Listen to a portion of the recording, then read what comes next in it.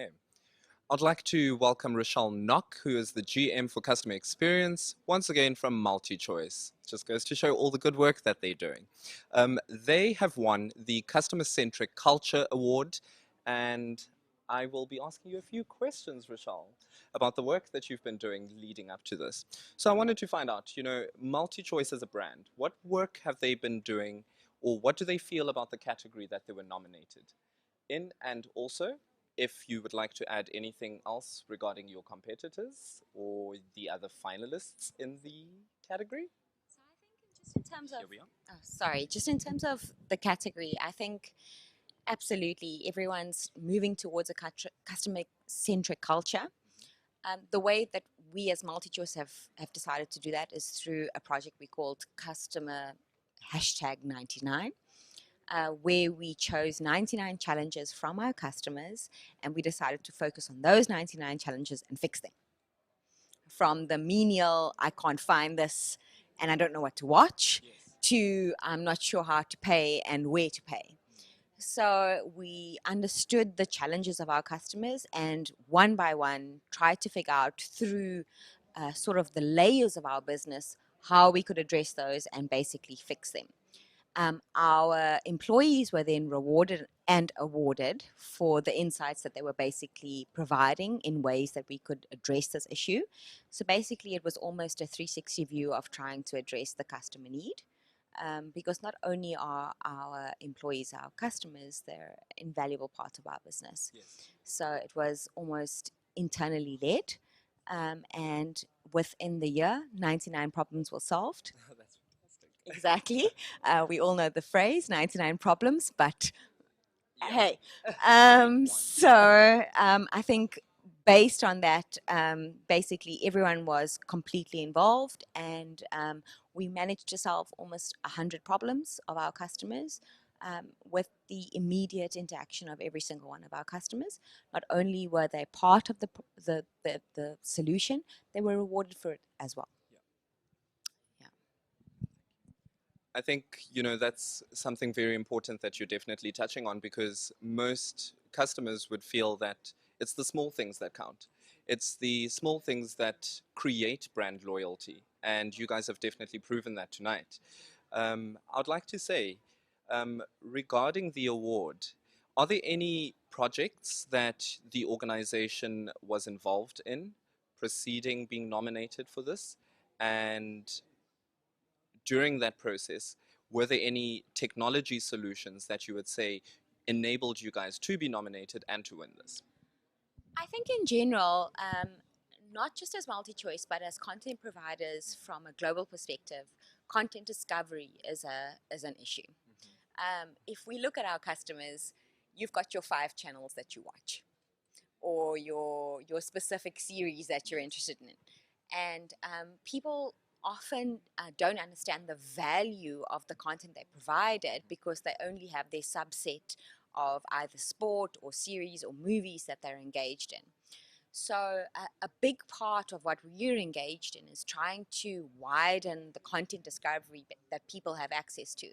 So do people know that they have access to one subscription that they pay for and 5 devices?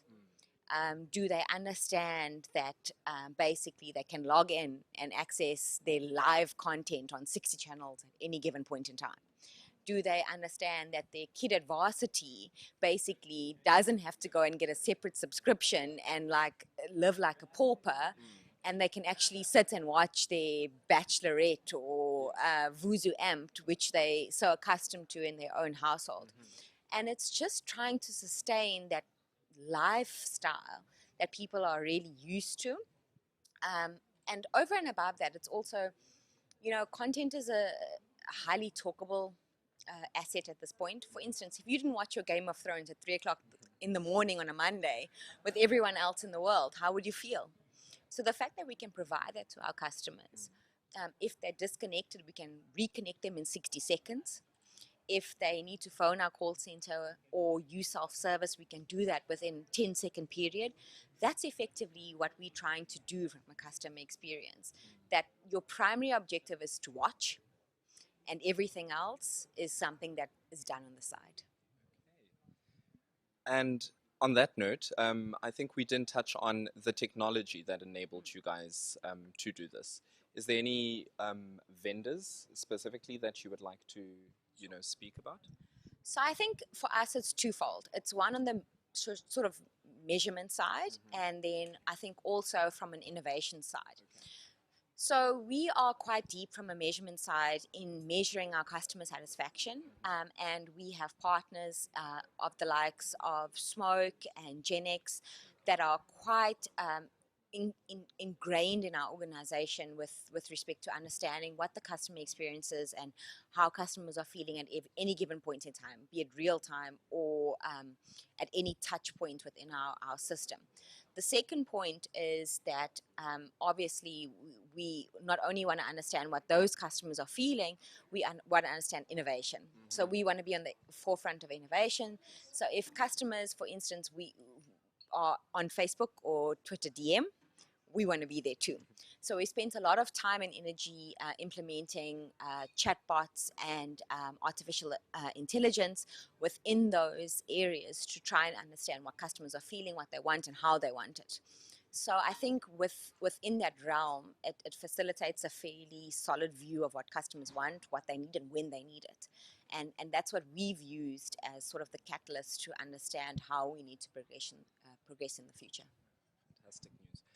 It's very important that you actually touched on customer centricity as a lifestyle, because I think that's a very important part of any brand. The discussion on artificial intelligence is quite interesting, and what I want to find out is your framework the same in South Africa, chatbots, etc., as it would be in Africa? Are those technologies, are you enabled within other regions to actually facilitate the same type of customer experience? So I think in terms of South Africa, to be fair, we are fairly more mature. And we need to recognize that this is a fair playing field in order for us to test and learn in terms of what works and what doesn't work. In terms of some of our other regions in Africa, we still have a ways to go. But in terms of payment, it's absolutely something that we are fairly confident that we can implement in the near future. And I think around content recommendations, that's something that will obviously come a bit further along the line. But in South Africa, of course, we're a bit further along. We're understanding what you pay, where you pay, how you pay, what you're watching, where you're watching, what box office movies you like, etc. And we're trying to tap into that and really make our experience customizable to you. If you're connected to the internet, for instance, on your Explorer at home, do we have almost a fully fledged 360 view of you as a customer, as opposed to simply this box that sits unhinged from everything else. So I think in South Africa we're a bit further along, but as soon as we've honed our skills and we understand how to implement, we will basically roll it out throughout the rest of Africa. That's fantastic.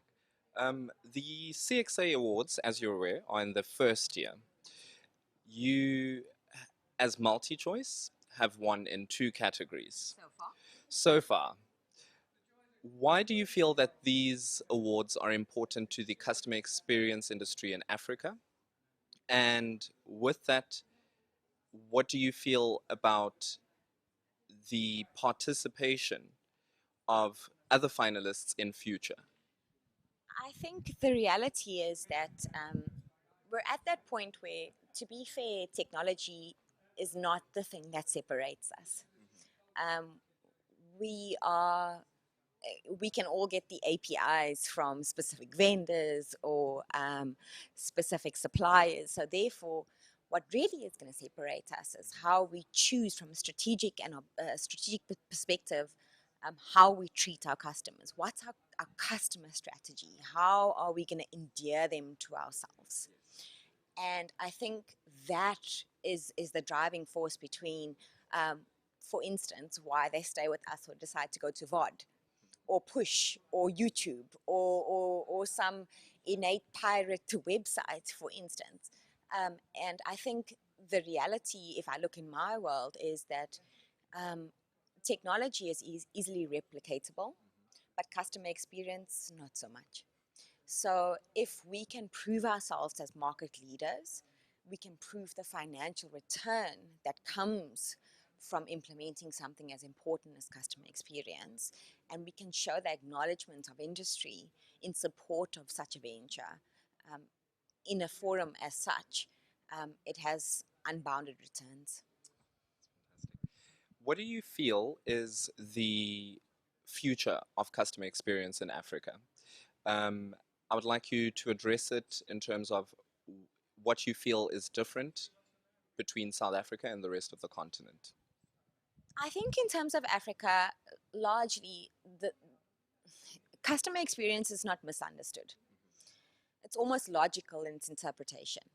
The problem is technology and almost culture, if I put it in its simplest forms, is as soon as we at a point where technology, culture, and regulatory systems allow for us to have a unified application of such, we can. However, at this point, customers will choose and trust providers that give them what they're looking for.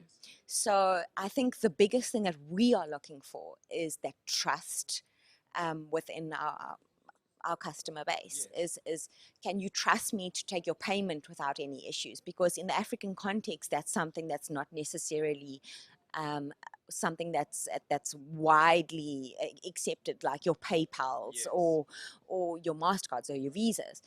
People don't necessarily transact in that way. So trying to get into that position of almost understanding that people can liaise with you without any foul play or issues is really the first point of call. And moving forward, it's then around creating almost exceptional experience. So is it that I can give you an experience money can't buy? And I think that's definitely almost the phase two. It's once you trust me and you're embedded in my brand, how can I move you to the point where if you're with me, I can provide you a money can't buy experience that somebody else can't. And I think from an African context, it's the same as anywhere else in the world. It's just that we need to make sure that we embed that vision of trust and then move to the next level. That's fantastic. Your highlights of the evening as the last questions, beyond winning, but what are your highlights? The food is great. I think everyone looks amazing, and I think definitely it's like-minded people. That's really where it's almost refreshing to be around people who don't question the value that you provide to the business, the economy, and the globe at large. I think that's really where it's at. Is just feeling like everyone's on the same page. They're reaching towards a similar objective, and I think that's it's quite refreshing. Just the very last question. What do you feel sets the Customer Experience Africa Awards from other events that you've attended? I think one, it's my competitors. Yes. I think that's the first and foremost. Is from a competitor perspective, it's um, we were nervous. We were exceptionally nervous walking in here because, as customers ourselves, we use those products, and we didn't think we would win. So the fact that we're a fay and we're physically threatened by a lot of our competitors is exciting because we understand the impact that they've provided to the market. And that not only makes us better, it makes us nervous, and I think that's really quite exciting. Thank you, Rochelle Nock. That is Rochelle Nock, the GM for Customer Experience from MultiChoice. Thank you for joining us. We'll be back shortly with our lead sponsors for the awards.